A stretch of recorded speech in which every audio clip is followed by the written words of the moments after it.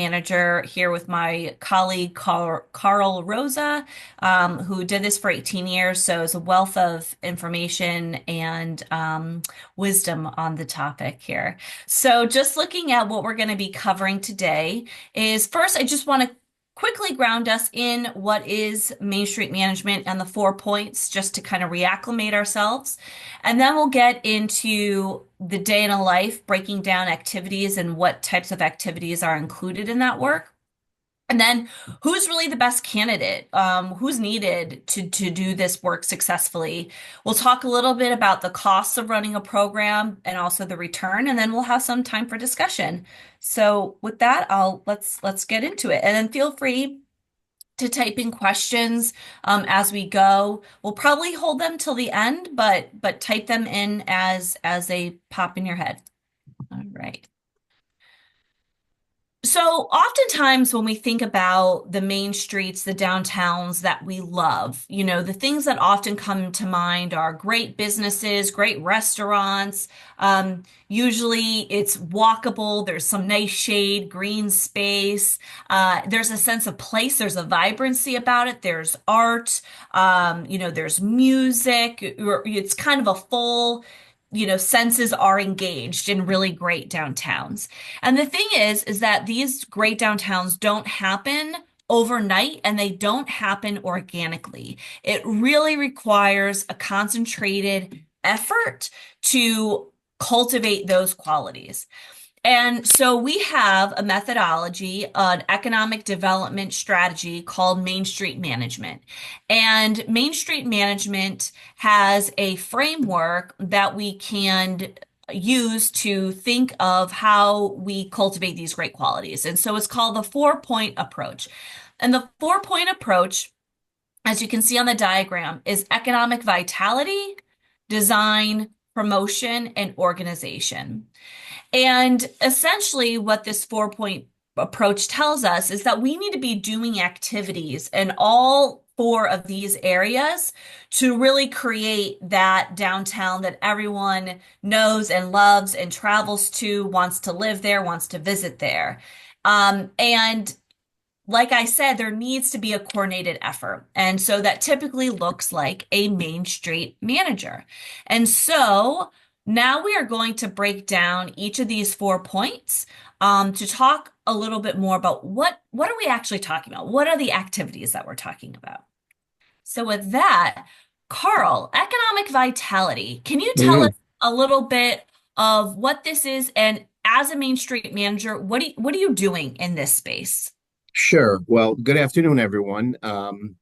As Jillian mentioned, and as we said, I was the Main Street manager for Main Street Waterbury for approximately 18 years.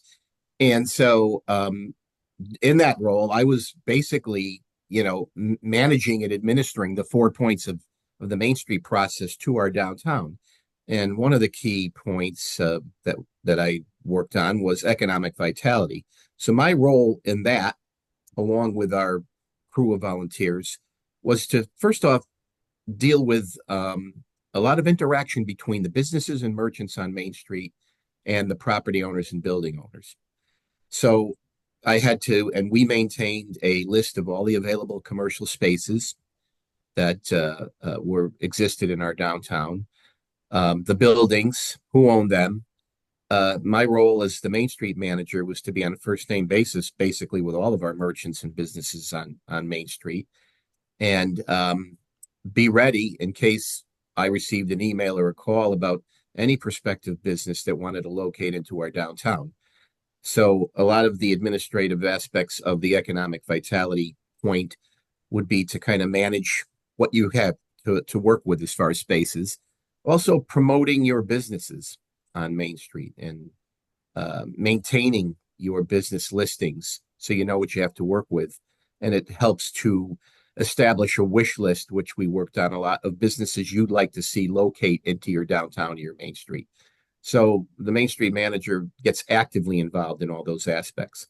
It didn't hurt that I had a real estate license at the time, and not that I was selling any real estate, but it helped me be in the mindset of building owners and the challenges that they face with trying to move their spaces and have their buildings in play in a downtown.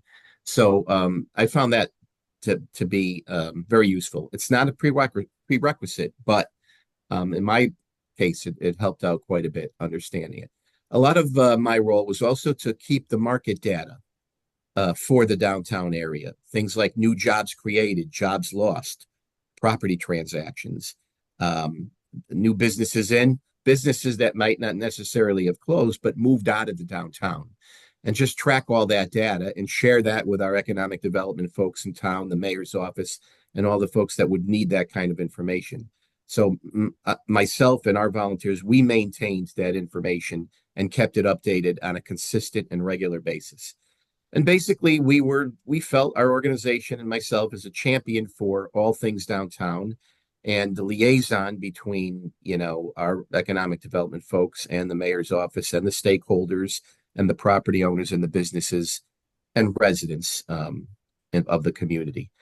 Uh, and although, I wasn't really selling the spaces or leasing the spaces, when I got inquiries as to what type of space we had available for any prospective businesses, I would make sure that I put those folks in touch with. First, I would send them the list that we maintained of all of the spaces that are available as opportunities, and then I would make sure that we got them in touch with the necessary officials to get them to the next level. It could be a real estate person, it could be the building owner, it could be economic development director of the town, whatever the situation was.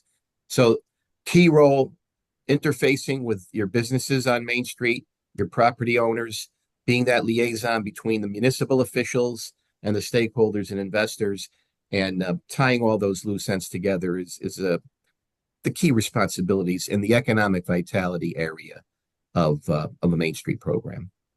And so, if you were attended our last webinar together, I believe we talked about how a Main Street manager acts as an economic development professional and an urban planner, kind of combined, but just focused on one specific geographic area. And so the things that Carl described of keeping your inventories, knowing your inventory data, right? These are things that the economic developer will do on a town-wide basis, but the Main Street managers focus on just one specific area. And this kind of piece of the mix here can easily get lost when people are trying to wrap their head around Main Street management. Oftentimes, people go to beautification efforts, and we're going to talk about that, and promotional efforts, different events and things like that. All good. They're part of the mix, but this economic vitality piece is kind of the glue, right, that keeps our businesses on Main Street thriving. And so I actually was on an economic vitality committee for a Main Street program out in Portland, Oregon.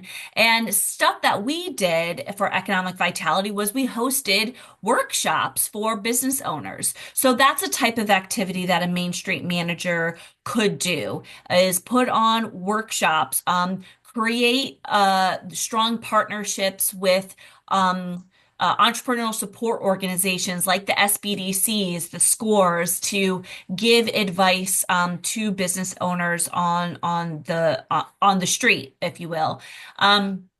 I'm also thinking about a couple other of our downtowns here, with one administering a downtown gift card program. So all of the businesses have this, they can opt into this gift card program to drive sales. And Carl, I wanted you to speak to one point with the story you've talked about with the mayor of Waterbury, but real quick before I do that, the other key point that Carl has mentioned is around building those relationships with property owners. And so that, again, in a lot of our downtowns, the property owners are kind of the key, that if they can cooperate with us, good things can happen. A lot of times we have some apathetic, neglectful property owners, or we have property owners who are fine, but they could be engaged so much more. And so, actually, we had a community here in Connecticut that was really great with the promotions, but then through our kind of advising and counseling to them, hey, is that you're neglecting your property owners, and so now this Main Street manager is holding hosting monthly property owner meetings. And so this is kind of keeping them up to date with what's happening with the city, any improvements, challenges, opportunities, et cetera, that are coming on board. And in addition, having that kind of strong communication, it's also, hey guys, we really need an ice cream shop. So that vacancy that you have, please don't put that, smoke shop in there or that, package store in there. Like, please, we want an ice cream shop. Let's work together to bring in those types of businesses. And so that's the type of work with economic vitality. And Carl, can you share the example of kind of being part of the entourage with like the mayor and the economic developer to sell downtown? You had that story with the restaurateur, I believe. I don't refresh my memory on that because there were so many stories of that one. What was the specifics behind that? And I'll get into it. Well, just the idea that you were tagged by the mayor's team to be part of kind of the pitch, the sales pitch to get businesses to recruit to downtown. Right. And so, we put together a restaurant recruiting, program actually, which listed available restaurant spaces. We showcased them square footage, any incentives that the town was putting forth for them. And, that all came out of support from the Economic Development Office with the mayor and the strong support from the mayor behind that to do it. And, it was basically looking at what we had in downtown, what were a bit, we had a number of, vacant former restaurants that we decided we were going to collectively inventory all those spaces. Some were turnkey, others were needed some work, but nevertheless were opportunities. And it worked pretty well. Eventually, over the span, we did fill some of the spaces up, and we were able to successfully recruit some restaurants. But the role, basically, from the Main Street manager is to not only demonstrate to municipal officials, but also to work on those aspects just in the geographic borders of your downtown district. What is your charge? What is your mission? And package all of that and showcase it all. And, you know, if the building owner sees that he has a potential tenant, and you made this mention about, like instead of just going for anybody that knocks on the door, if there's a strategy and a plan that the Main Street manager and groups put together, then there might be some specific targeted business you want to put in those spaces. If you've already have 5 nail salons in your downtown, do you need a 6th to go in that space just because somebody knocked on your door? Or do you have your thoughts on, and you've got a plan to attract other businesses? Or in that particular space, it might make sense to put specific type of businesses in there that complement the businesses on either side of that.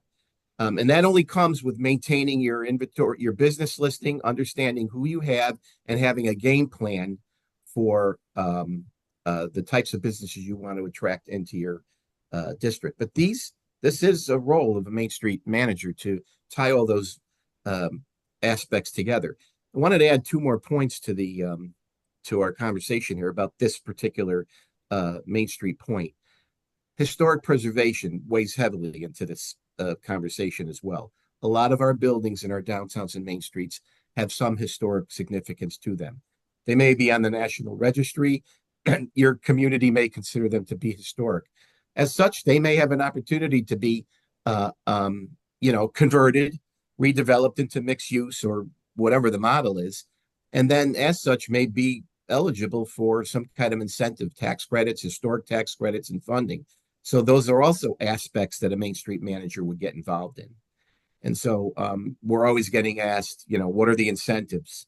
So if the town itself has incentives to offer, any tax abatement stuff, anything that they could facilitate for tax credits, could be in an enterprise zone, facade improvement monies, all of that is something that the Main Street manager gets involved in.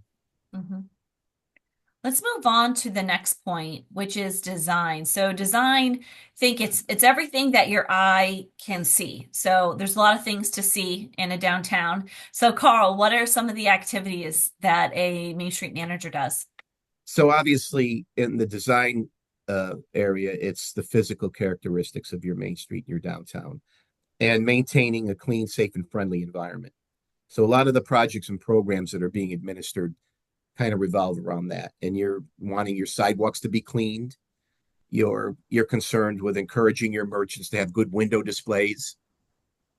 You want to have adequate and clean and maybe even branded sidewalk furniture, trash receptacles, and that are maintained. And the maintenance of such might be done by Public Works or could be done by a third party contractor, but the Main Street manager has to make sure that the work gets done. So there's a lot of work with design audits, and you don't know this until you're actually walking on the sidewalk. You're walking up and down the streets, and you're observing cracked sidewalks or a bent street sign or trash receptacles that need to be upgraded or repaired or replaced, things of that nature. And the Main Street manager's role in that is to make sure that all of that is getting taken care of. Litter control, graffiti removal, if it's an issue, art and public art and the display of public art in your downtown. I like to say that the installations of public art, whether it be a building mural or a metal sculpture or whatever it is, those are the connective nodes, the connective tissue that ties everything together. And in so doing, the Main Street manager really needs to have a handle on, where they can be located. Is there opportunity for more of it? Who maintains it? And who's responsible for it. But adding color and vibrancy and points of interest to your downtown is something that Main Street manager wants to get involved in as well. Who maintains all those odd shaped green spaces on Main Street, those triangle sections, the transition between the curb and the sidewalk that has grass in it? Does it just handle itself? Who has to maintain all that stuff? Who takes care of the planters and the flowers? Tree maintenance. Are the trees overgrown and touching the buildings or blocking signage or lighting? And so the Main Street manager is concerned with making sure that all of that is taken care of, regardless of whether it's with Public Works or whoever does that, the Parks and Recs department, whoever handles that kind of stuff. Certainly, gateway and wayfinding signage, or any kind of signage in your downtown is important. And of course, we can't have a conversation about downtown and Main Street management without talking about parking, because everybody wants to know about parking, right? But I think in this regard, knowing what your parking options are, keeping an inventory of where all the parking options are you charging for it? Are you not charging for it? How many spaces that you have? What's the parking situation for your downtown?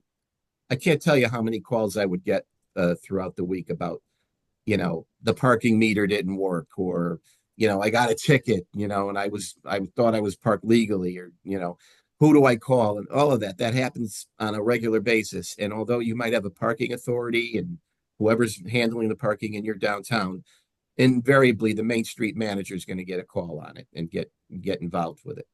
And I can't tell you how many times I've run into cities and towns where they don't market their parking options. They're not telling folks. They want people to visit their downtown and spend their money and create economic development, but they're not managing and promoting the parking options in their downtown. And it doesn't cost them an extra dime to do that on their town websites or their economic development websites, to let people know where they can park when they get into their downtowns. But the Main Street manager has to be concerned about that and know that. I used to start out conversation by saying, downtown Waterbury has 4,600 parking spaces in it, between surface lots, parking garages, and street level parking. How many parking spaces does your downtown have? And I'd always hear a little bit of silence on the other side, because they really didn't do the count. They didn't know. Mhm. So, these are the types of things under the design aspect of Main Street that a Main Street manager has to have a handle on and understand and know and market. One of Um, the things that, I hope that the attendees like that you're picking up on today is that the work of a Main Street manager is really vast. And so there are the little things of maybe you actually are picking up that trash. You're sweeping up that trash because Public Works didn't come by yet and you're not going to have, your sidewalks full of trash, right? So you're literally sweeping up trash.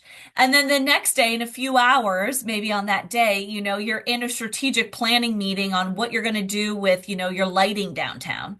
It's really takes that, wide range of brain power to think about. And I know, Carl, you've mentioned, as you would walk into your office or whatever, you would do a sweep of that graffiti popped overnight. You're immediately on the phone saying, Public Works, you got to come down. Here's a new incident, right? It's always keeping tally of what's happening. Yeah, I mean, there was a particular store in our downtown that we used to get deliveries of their merchandise and then break down and stack up and put the cardboard boxes out in front of their store and on the weekend, and they would blow all over the place. And so I remember driving through on a Sunday morning and seeing all that, and right on the spot I called our community relations officer and said, you have to go have a conversation with the manager of that store. We have an ordinance. You have to leave your boxes out, smash down, no more than less than 24 hours after you get the delivery. They can't be there for days. So if you're not going to get them picked up until a Tuesday or Wednesday, and you're leaving them out on a Saturday night or a Sunday, that's unacceptable. So those are the types of things you have to make sure that you're dealing with your public works and your public safety folks and trying to make sure that ordinances are being enforced, and particularly when it comes to clean, safe, and friendly aspects. Snow removal on the sidewalks. Mm. Our ordinance said that you have to clear this. It's the responsibility of the building owners to clear the sidewalks within 4 to 6 hours of the major snow event ending, so that people can safely pass on the sidewalks. And most building owners took that to heart and made it happen. Those that didn't, Main Street manager has to make sure they're on a phone with somebody making sure that gets enforced. Hmm. So those are the types of things that when you really want to get down to the specifics of tying all these loose ends together, and keep in mind, we've only just talked about the first 2 points of the 4 point process. There's a lot of moving parts to this, but that's the role of a Main Street manager, because, the mayor's office may get a call on that days later or a day later. And then by the time they react on it, it's not quite as fast as somebody who's got feet on the street and looking at it in real time, and trying to get something to get it addressed. So Absolutely. Let's move to our next point here of promotion. Carl, what are some of the activities with promotion? so with promotion, it was really about promoting, the businesses and also the other points of interest in your main street or your downtown, entertainment and culture, and branding what the downtown is, marketing the downtown. It dealt with things like conducting attitudes and perception surveys. Uh, Perhaps what we would do is have a program where we did every 2 years, we updated our downtown restaurant guide. And before I left, we had recently digitized it. So we turned it into a digital flip book with a QR code. Who would ever thought before COVID that we'd bring back the QR codes, and now they're an integral part of everything we do these days. And we were promoting all of our downtown restaurants in that regard. Banners, the welcome to your downtown banners on the poles. A lot of public relations with marketing the district, a lot of retail events, encouraging your retailers with sidewalk sales and other type of retail strolls and events like that. Also getting involved with the community and special events that happen in your downtown district, whether you produce them.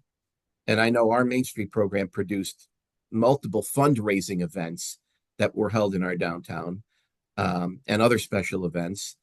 For 15 years, I produced the Brass City Brewfest in Waterbury, which was one of the largest in New England. And yes, we had a lot of representation from Rhode Island breweries. One in particular, Gray Sale, one of my favorites, Captain's Daughter, and a couple of other beers that I like, but that's another story for another day. But, so the point is, it's a lot of event coordination, a lot of working with the groups that are holding events in your downtown district, and people that are going to maybe see your downtown for the first time. And then you want to make those connections, but tying in your merchants and businesses to what's happening with those types of things. Hmm. Heavy emphasis on though the branding and the marketing, because your main street and your downtown is a package. And if you wrapped a bow around it, it could be your town's or community's largest employer. It could be you could have identified business clusters within that geographic area that might be, oh, we're known for our ethnic restaurants, or we have a lot of personal care businesses in our downtown, or a lot of arts related businesses in our downtown. And so you're marketing whatever that niche is and wanting people to come and visit.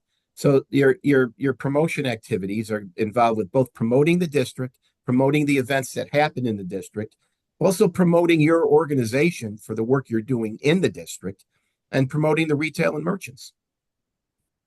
One of the key things I want to just make a clear distinction on is around events. So, you might have some kind of larger community events in your communities now, and you oftentimes hear a lot of businesses complain about them because oh, it depresses, traffic into my business and what have you. And I think that's why on this slide here, we have just the distinction between retail events and special events. Special events are those community-wide events that really play that like community goodwill, social cohesion, goals. It's like the Halloween, it's the tree lightings, it's those types of events. Versus retail events are specifically made to drive foot traffic to the businesses. So that is like the sidewalk strolls, it's the sip and shop activities. Uh, there's a lot of those type, that are designed to drive business. And um there's actually one community that we have who she's just one person and she's decided I'm not going to put on those retail events, but I'm going to give small micro grants to my business owners to put on those types of events. And so, that is right one of those strategies to kind of drive up foot traffic and whatnot and incentivize your businesses to get involved without, you having to plan that. And to that point, Kristen, also it's the interaction with your businesses when these events are going on, because sometimes the businesses will complain, I'm getting nothing out of these events happening in our downtown. No one's coming in my store or shop. So, you really have to work on those relationships, keep the lines of communication open, and hopefully demonstrate the benefits to the businesses to, number one, stay open if these events are happening on the weekend or, after a typical hour when the business might be closed. Stay open, try and take advantage of events. I remember these are tales from the Main Street world. I got an email or text once from one of our merchants saying, we have to stop bringing all these people downtown. It's killing my business. And I'm looking at my text saying, I can't believe I just read this text. So, but his point was, it was a 5K road race. We shut off the street on a Saturday morning to have the road race go through downtown. And it just so happened that that was his busy time for people to stop in his shop on a Saturday morning and pick up their suits, or there was a men's clothing shop. And we were not allowing for that hour or two access to for people to drive through downtown to get to his business. So there was we had to do some, addressing that situation with the business owner, and a lot of that falls on the role of the Main Street manager to be that liaison, even if it's not our event. We have to be that liaison and that champion for the downtown and the businesses to try and help that situation out. So you're trying to play convener. You're trying to address any concerns that they might have, put them in touch with the officials that might be running that event, and see if there's ways that we can work on that. So there's a lot of moving parts to that as well, but it all comes with bringing people and having events and bringing people downtown, and putting your businesses in touch with whatever's happening there, making that connection so they don't find out after the fact or before it's too late. Absolutely. And I just want to say I see a lot of awesome questions coming through the chat, and we will get to those. I just want to get through a couple more slides here. So then our last point is organization, which is really the administrative aspect, the of work of Main Street management. Carl, can you just briefly talk a little bit more about this? Yeah, so it's the organization point of Main Street is to ensure that you're building and maintaining the collective will to want to have a program that addresses your Main Street and your downtown. So it does involve fundraising and fund development. If your organization is set up as a nonprofit, certainly. It involves, getting messaging, getting your message out about what's going on in downtown and what you're doing. So between newsletters and email blasts and social media and your web presence, those need to be maintained and updated, and the messaging needs to be out there. It's board development. You're as a Main Street manager, you're going to answer to an authority, your board of directors, or somebody of a higher authority for that. So you're constantly trying to make sure that if it is a nonprofit organization, that your board is strong, that it's ensuring the fiscal integrity of your organization, and that it's a good advocate for your organization. So there's an element of board training involved with all of that. Fund development is key, and there are many aspects to it. It could be support from the municipality. It could be, in addition, it could allow you to go out with fundraising events, grant opportunities, um, tax deductible contributions and donations, sponsorship, all types of things like that, merchandise sales, things that can help add to and augment your funding in order for you to run your operation. And then key is volunteer recruiting and management. If you are, if I had a part-time associate, and then myself as full-time, and the rest of it was all help from volunteers. And throughout the year, we had a crew of 70 to 100 active volunteers that were part of our 4 committees involved with Main Street, because we had a volunteer committee for each one of these 4 points of Main Street. And those committees met monthly to talk about their projects and programs and what they were working on. And I was kind of like the director of those committees, and I went to all those committee meetings, and then your monthly board meeting on top of that. And so you're managing all of that, and you're administering all of that and making sure that all happens, and all the finances and financial administration that goes along with running your organization is falls under the organization aspect.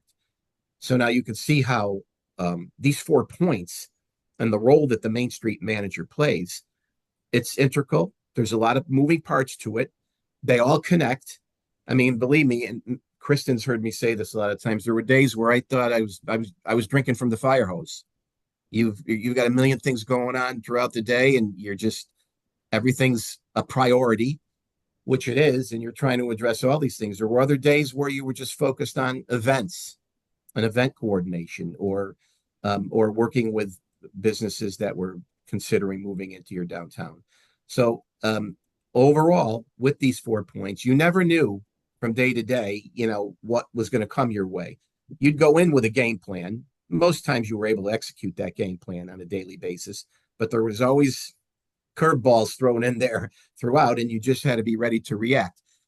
A lot of customer service, and that's key is in the role of a Main Street manager. You are a champion for the downtown.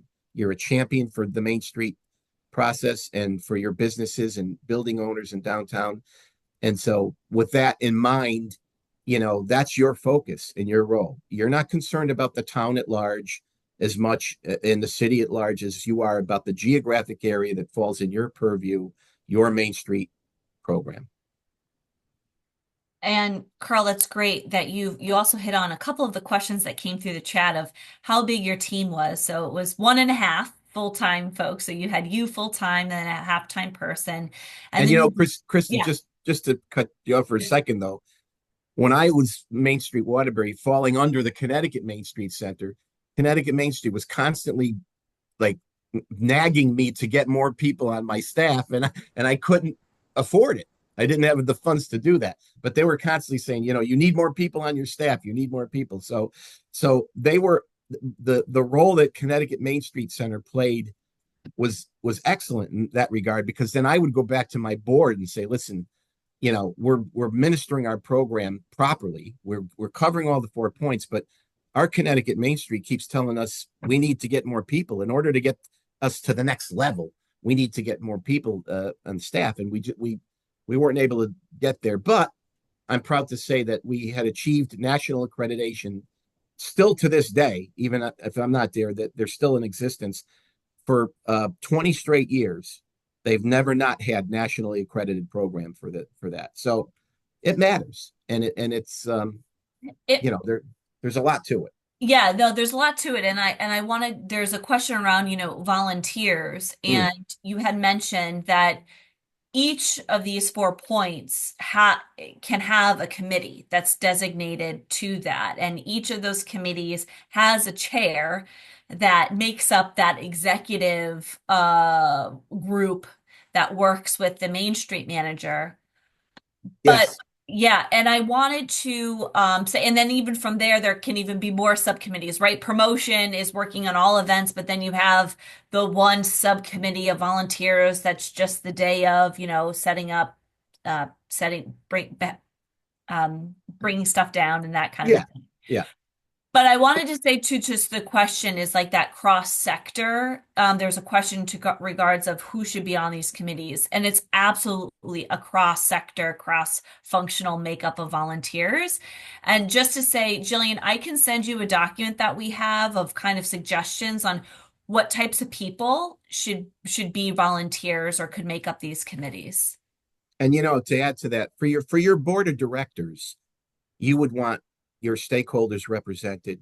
You might want some municipal officials, building owners, merchants. You want a cross section of, and certainly folks that would be in a position to help you with funding.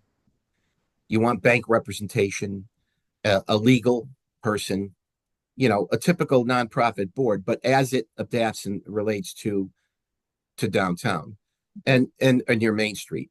And the other thing about the volunteer makeup, Kristen, and to our folks on with us today, is you could be a florist, the most talented florist in business in town, but that florist wants to volunteer on events and help with setup, doesn't want to do anything involved with you know floral arrangements. Okay, great.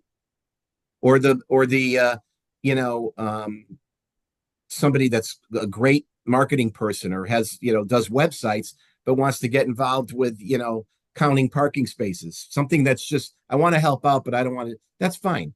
But also, if there's you need to have, when you're working with volunteers, a process and a plan to make sure that they understand what the mission is and the goals are, what the work plan is, what they have to do.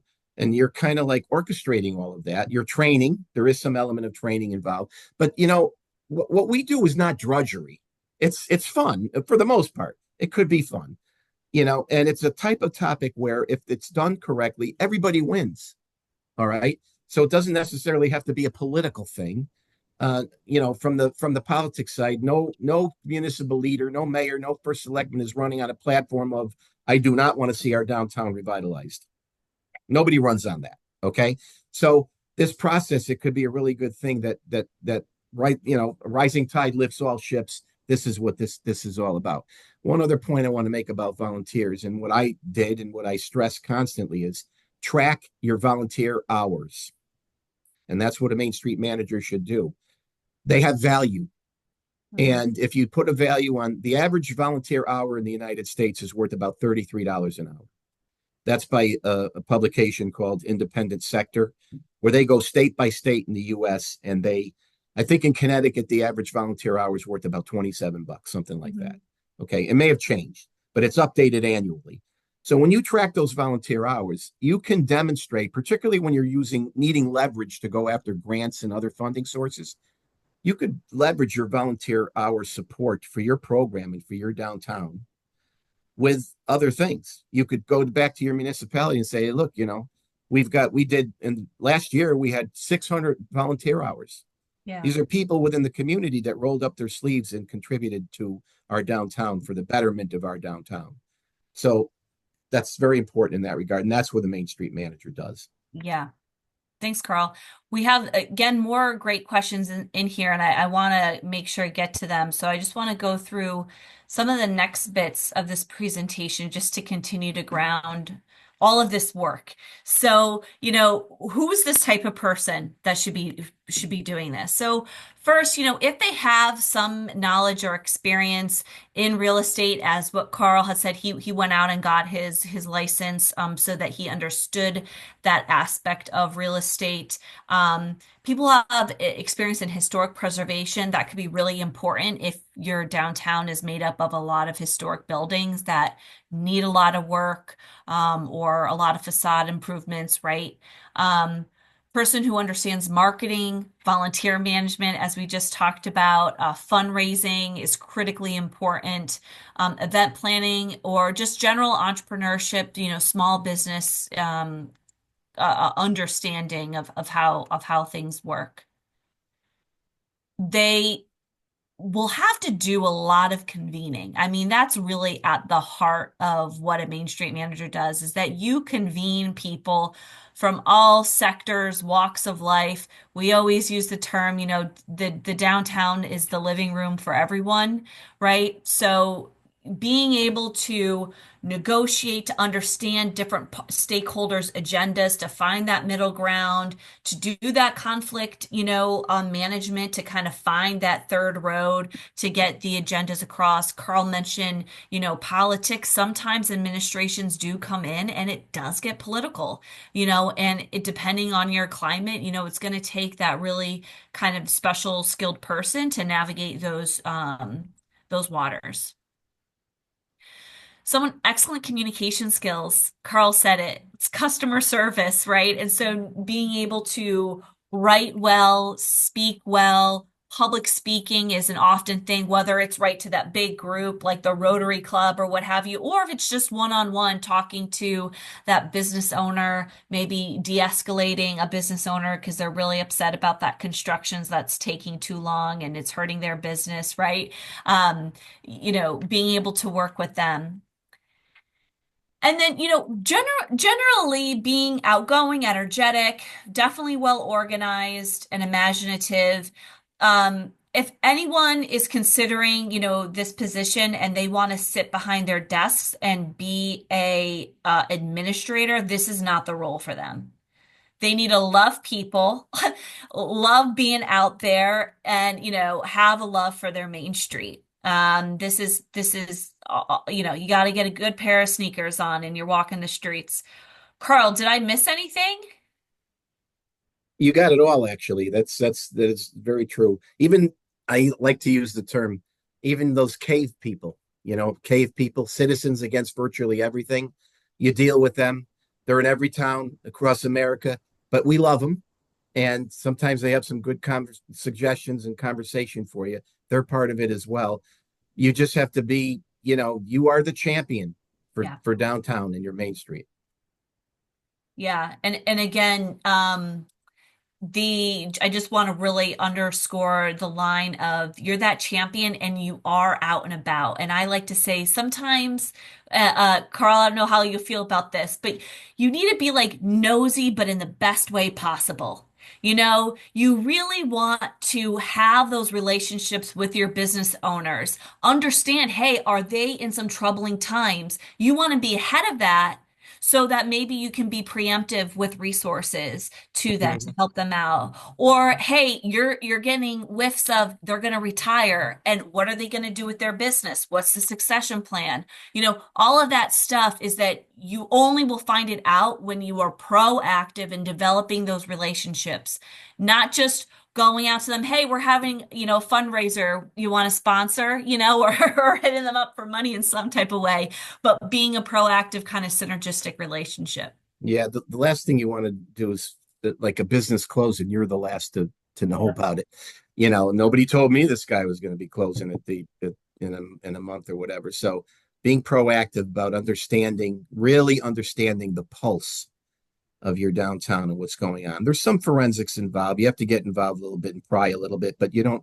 But you really need to be intuitive and instinctive.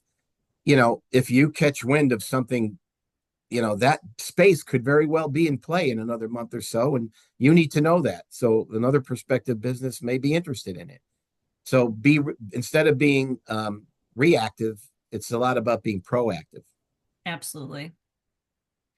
There's a couple of questions around fundraising, and we can get into fundraising a bit, but just wanted to bring up this slide here of, what does it cost to run a Main Street program? So the data that you see up on the slide here is from Main Street America. They do an annual survey across the country looking at all of the Main Street programs, and they report out some of the data that was found. So this was from their 2024 trends report. And so what you see here is that the majority of these Main Street program budgets are 60% were between 75,000 and 300,000. That's quite a wide range. And but that fundraising can come from a variety of different sources. So typically there is some type of city contribution in the mix there. There is, I think, Jill, you had brought up the question of like TIFs, tax improvement funds. Is that what the F stands? Yeah. Tax increment financing, TIF. Thank you. Thank you. Yep. Yeah, which Jillian? which funds could absolutely be used for. Yeah, I think you guys have a special provision in Connecticut that allows you Yes, to we use do. it this way. I think Yeah. Rhode Island, we were thinking more about the business improvement Oh, district the kind of business model. improvements. Ah, Yeah, Yeah. yeah. Yep, absolutely. Yep. The business improvement districts, the special service districts, that can be a source of funding. Um, but then working with a lot of like local community foundations, local anchor institutions. There's been a lot of kind of data out there, the correlation of healthy downtowns, healthy environments to health outcomes, right?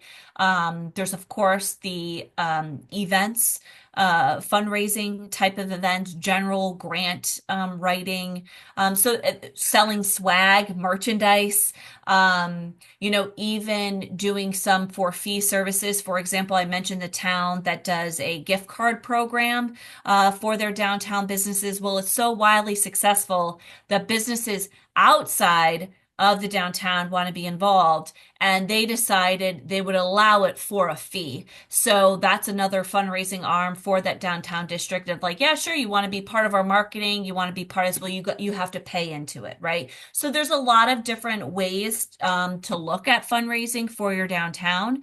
Um, and the biggest kind of, aspect of your budget, would be that Main Street manager salary. And so looking again at this trends report, the median salary was between, 50 to 60,000 essentially was what a lot of Main Street managers made.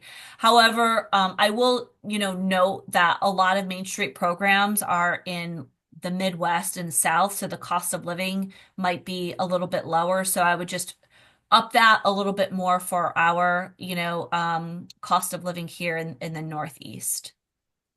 I just want to add to that, Yeah. Kristen, just that my example of when I was Main Street Waterbury, our annual budget was in the $200,000 range, and the city gave us about a third of that, and the other two-thirds I had to raise, and that was with fundraising events and grants, and so they were committed, but it doesn't, and it shouldn't fall squarely on the back of the municipality. Yeah. It really has to be the essence of a true public-private partnership to do that. And as far as the business improvement districts are concerned, I didn't have one in Waterbury.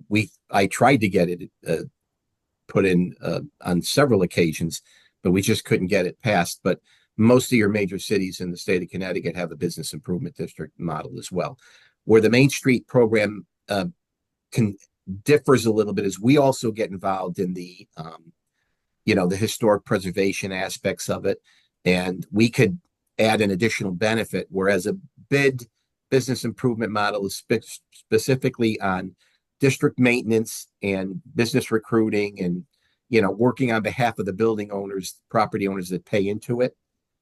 Main Street adds an additional layer and element that can be a mechanism to get additional funds into the mix as well. True. And I think the most successful programs that you see of Main Street management, do have that bid tax dollars that come through, but they use a Main Street management, model to do the great work of downtown. And then even like the really, really, really elite, I would say, go even farther to have even like a CDFI, set up. You can see the video from Main Street America. They won an award, I think, last year. Macon, Georgia, they have a super, super strong Main Street program, but they have a bid. They, have a CDFI. They're firing on all cylinders, right? And that's possible for you too, right? Like it's about kind of your community goodwill, your buy-in, and kind of developing that strong team. Um, And and Kristen, on that, like we should mention that it's not just the bigger cities with the downtowns that oh are yeah. right. So if you're looking at the winners from Main Street America's Great American Main Street Award winners, some of them are very small towns. So it doesn't have to be like $200,000 a year, right? Like it's No, yeah. no, but even though like the smallest ones, like you can create that fundraising plan to get you don't start at the 200,000, but you can get there. Like yeah, I mean there's really small towns, 5,000 people in the middle of Nebraska, who are doing amazing, awesome work, right? Um, because the downtown is the heart of the community and is an economic, engine, right? And that brings us to like why would we, invest this money? And again, pulling stats from Main Street America, what they found is that for every dollar invested in a Main Street management program, it returns $18 to the community in leveraged investment, new businesses, new improvements to the Main Street. So it's a really high return rate, but it does, require work. And just to kind of emphasize this, you don't start immediately here at this paid staff, right? Like you can take stages to Main Street management. You can start with that dedicated committee or that's rolling up their sleeves and getting work done. So, it can be as simple as, hey, we're doing monthly, downtown cleanups, or, we're getting that garden club to sponsor all the green spaces or the hanging flower baskets, right? Like you can start at that level. Then you can create that nonprofit so you can get some additional funding coming in and it's all volunteer run. And then you move up to that paid staff person, right? You can take stages to it. Um, and I will send out a couple additional resources. If you're interested in learning more about hiring a Main Street manager, we had a webinar on it that kind of just breaks down some more steps. And then we also have a video that is like a day in the life of a Main Street manager that you'll see Carl in that one. Um, but I want to get back to some of the questions. Jillian, was there any kind of, let me see here. Well, since we have just 4 minutes left Yes. until actual end time at 1 o'clock, um, I feel like the big question to ask is, so when you can tell the Rhode Island, I can feel the energy coming through the computer. It's like we can never do this. It's too expensive. You know, like can you like try to sum up the case? Um, in a clear way. Like obviously you made it clear how you don't have to start, like like full, at 60 miles per hour. But the reasons why is it worth it? Yeah. Carl, do you want us to take Yeah, us? I can jump in. You know, first off, downtown's everybody's neighborhood. Okay. And, you can have the cleanest downtown or Main Street in the state. But if there's no healthy business climate or if no events are happening or not many events, nobody really knows how clean and well kept it is, except maybe the residents. Okay. Um, or you can have a clean downtown and you can have great events, but there's not much of a business makeup. So there's nothing to do when the event is over. People get in their cars and they go away. And there's a lost opportunity to generate some economic development in that regard. Or you can have businesses there and you could have great events, but every time people show up, The community looks like they really don't care. The sidewalks need improvement. There's a lot of graffiti. It's not really kept up that well. So you can see these all feed on each other, these points. It's a comprehensive strategy. That's to start. Okay. But and when you're applying this strategy, you're really protecting the investment of your building owners and your investors on Main Street. Okay. When they see that there is a process in place, they know that they feel better about taking the risk to invest in the downtown, to convert that building, to get those businesses moved in, to so no two downtowns are the same, and no two downtowns have the same challenges or issues, but the process can be applied to any downtown, whether it's a small village center, two main streets that intersect, or a larger downtown like the one that I used to manage. Okay. So really, it again, in summary, it's a comprehensive strategy that's it's to be applied. And in a good way, there's no end game. Okay. This is an ongoing thing. It's a maintenance strategy as well. Okay.